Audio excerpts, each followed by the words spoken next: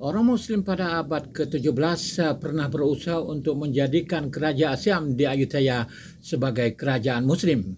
Malah orang Kristian yang tiba di Ayutthaya kemudian pada abad yang sama juga pernah berusaha untuk menjadikan Kerajaan Siam itu sebagai kerajaan Kristian.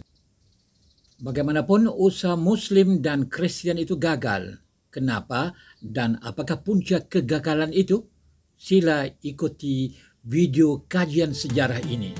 Hamba ada cerita untuk dipersembahkan.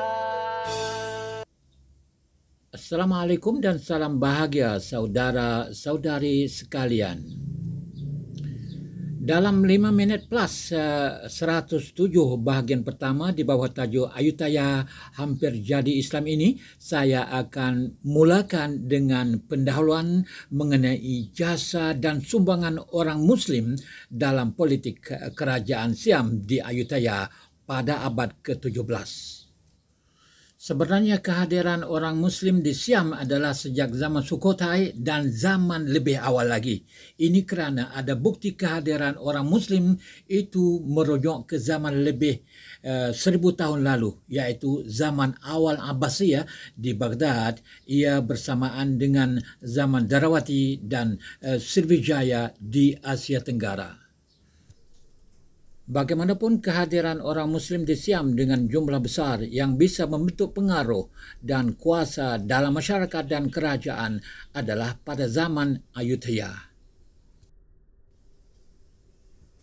Pengaruh dan kuasa orang Muslim itu mencakupi bidang ekonomi, sains dan teknologi, politik, budaya, seni dan lain-lain. Kedapatan di kalangan orang Muslim di Ayutthaya pada zaman itu, mereka yang bekerja sebagai saudagar, pegawai kerajaan, petani, tukang, pelayar, tentera upahan dan lain-lain. Mereka datang dari pelbagai bangsa yang jauh seperti Parsi, India, Turki, Melayu, Jawa, Arab, Cina Muslim, Cham dan sebagainya.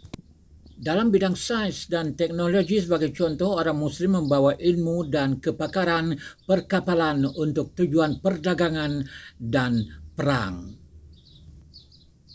Ayutthaya pula sebagai kerajaan pedalaman atau jauh dari laut dan pantai hanya memiliki pengetahuan dan kemahiran keperahuan atau kesungaian dan tidak memiliki pengetahuan dan kemahiran perkapalan atau kelautan. Dengan itu tidak heran jika ramai nakoda kapal pada zaman Ayutthaya dan zaman awal Bangkok adalah merupakan orang Muslim di kalangan orang Melayu, orang Cham dan anak cucu Sultan Sulaiman dari Singgora seperti disebut dalam sejarah Thai.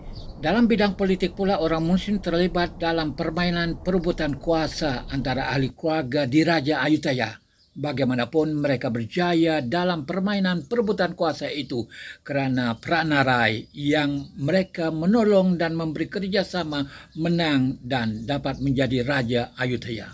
Diceritakan selepas kemangkatan Raja Prasatong, Ayanda Pranarai ditabalkan ke kanda berlainan ibu Somdet Chaufa Chai menjadi raja.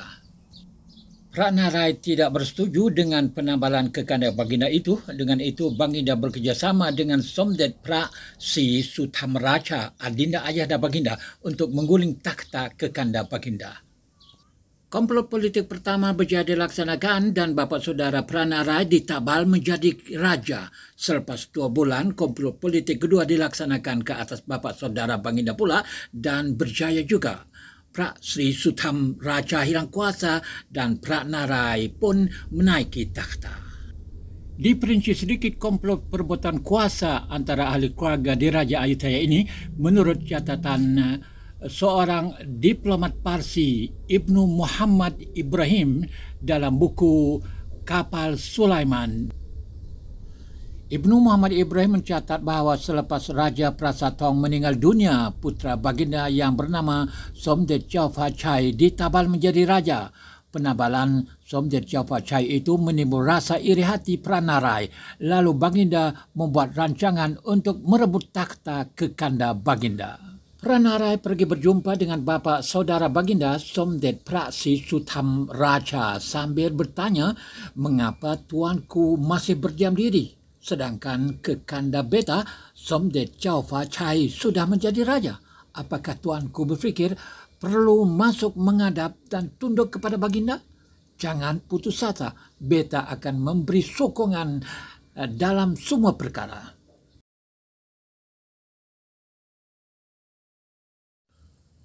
Pranarai berjaya menghasut Somdet Praksi Sutham Raja. Lalu mereka berdua bekerjasama untuk mengguling kerajaan Somdet Chow Fa Chai.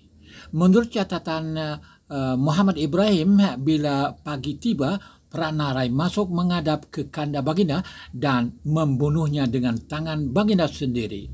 Kemudian baginda menjemput Somdet Praksi Sutham Raja menaiki takhta. 2 bulan selepas itu, Pranarai pula merebut kuasa bapa saudara baginda dengan mendapat kerjasama orang Parsi. Ibnu Muhammad Ibrahim dalam catatannya menyebut bahawa bila bulan Muharram tiba, orang Parsi pun mengada upacara keagamaan pada bulan itu. Dengan itu, Pranarai pun mengarah orang Parsi mengadakan perbarisan untuk menghadap Raja Somdet Si Sutham Raja. Sedangkan baginda dan tentera yang berpihak kepada baginda mengikuti perarakan orang Parsi itu. Upacara keagamaan tersebut adalah takziah yang diadakan untuk memperingati kematian Imam Hussein bin Ali. Ia dihiasi dengan perbarisan tentera berpakaian seragam mimitik atau melakonkan peristiwa perang tentera Imam Hussein berarak ke istana untuk disaksikan oleh Raja Somdet Si Sutham Raja. Rancangan itu berjaya dilaksanakan. Seterusnya, Ibnu Muhammad Ibrahim dalam catatannya berkata, Raja Siam tidak mempunyai tentera tetap yang ditanggung saraan hidup. Sebaliknya, yang ada adalah rakyat yang boleh dikerah untuk dijadikan tentera. Bagaimanapun, ada di kalangan rakyat yang dikerah menjadi tentera itu golongan pemberani yang sanggup berkorban. Raja Siam biasanya menempat mereka dalam kawasan istana berhampiran baginda untuk mengawal dan menjaga keselamatan baginda. Pranarai mengarah tentera baginda supaya membakar kampung-kampung tentera kerahan raja dalam istana itu. Selepas kebakaran berlaku, tentera pun meninggal tugas mereka untuk memadam api. Raja Somdet Praksi Sutham Raja pula mengarah tentera yang mengawal dan menjaga keselamatan baginda keluar membantu untuk memadam api juga. Tindakan itu tepat dengan kehendak yang dirancang Pranarai. Pada waktu yang sama, Pranarai juga berjaya memujuk sebahagian tentera yang menjadi pengawal dan penjaga bapa saudara baginda supaya bekerjasama dan bergabung dengan baginda. Dalam bab terakhir kejatuhan Raja Somdet Si Sutham Raja, Ibnu Muhammad Ibrahim berkata, sekarang orang Parsi menggunakan ritual itu sebagai tupi helah untuk mengambil peluang bagi memasuki istana. Mereka mengepung istana dan melepaskan tembakan meriam.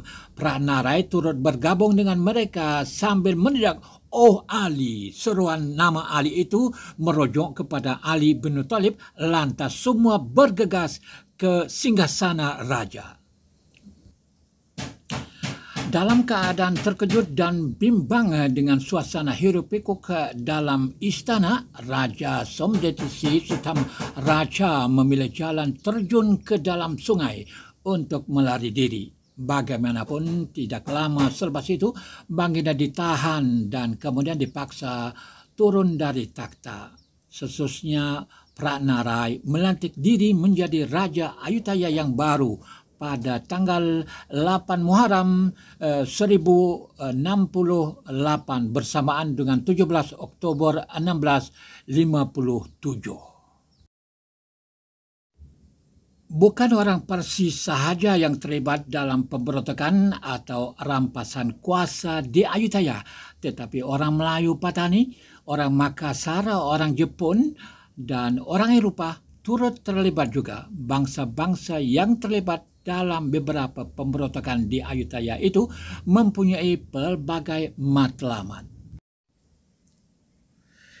Sebagai contoh, Sultan Muzaffar Shah dari Patani, mungkin antara matlamat pemberontakan Baginda ke atas Ayutthaya adalah untuk menakluk kerajaan Siam bagi mengelaknya menyerang Patani. Bagi orang Makassar pula, kerana mereka tidak puas hati dengan Raja Narai yang pada akhir pemerintahan Baginda tidak mesra Muslim dan berpihak kepada orang Eropah yang memusuhi orang Muslim. Lalu, orang Makassar mengaturkan rancangan untuk menjatuhkan Raja Narai bagi diganti dengan Adinda Baginda yang didakwa bersedia memeluk Islam. Setakat ini sahaja 5 minit plus kali ini. Bahagian kedua dalam siri Ayutthaya hampir jadi Islam akan menyusul. Jangan lupa subscribe dan share.